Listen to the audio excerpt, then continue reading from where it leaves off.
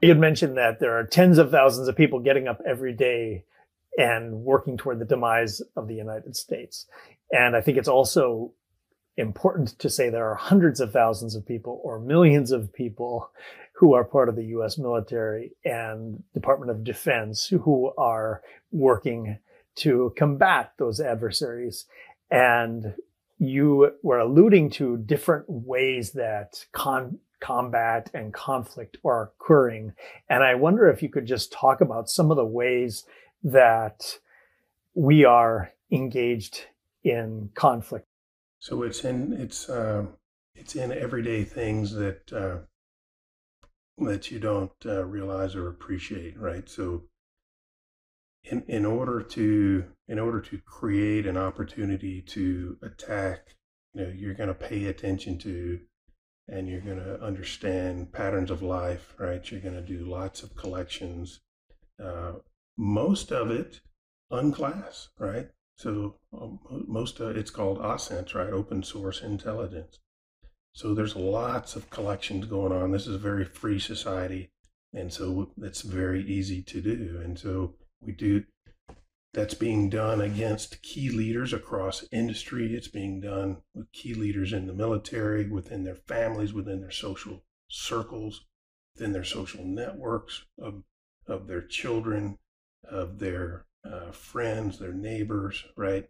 Why? Why is all of this collection going on? What is all of this data? Why is it all so important? And so they want to understand, what are the weak links? Where might they have an opportunity at the time and place of their choosing to insert some chaos into that key leader's life, right? And so these is called micro targeting, right?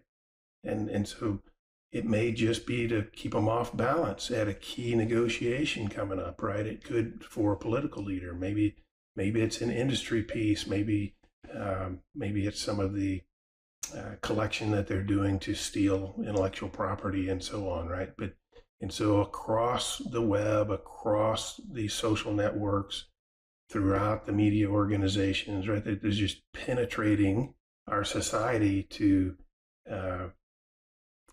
look for opportunities at a time and place of their choosing for their advantage to support those national interests with their own narrative, right? Or with their own story, or create some chaos within our own system, right? Which is very easy to do.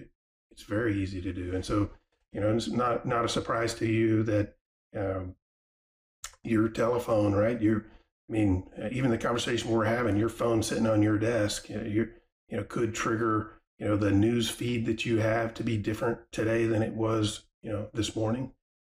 Or, you go on to Amazon and so on, different things are going to pop up based upon different words that we have said, right? And so, all of those algorithms that are working in the background, right? And so it shouldn't be a surprise to you that some of those injects, if you will, of information and news or fake news, whatever you want to call it, are really targeted to elicit or incite a response from you. And part of that response is keep watching, keep looking, right? But part of it is to strike maybe at what they believe in your profile, your data profile might be a hotspot, something you would be passionate about, right? And so if they can just strike to confirm a bias that you may have, right? All of that is to just get you to respond in a certain way. And even if you don't respond, even if you're reserved in response, your temperament or your sentiment towards your neighbor or your boss or your workplace and the environment, right, is not helpful, is not healthy.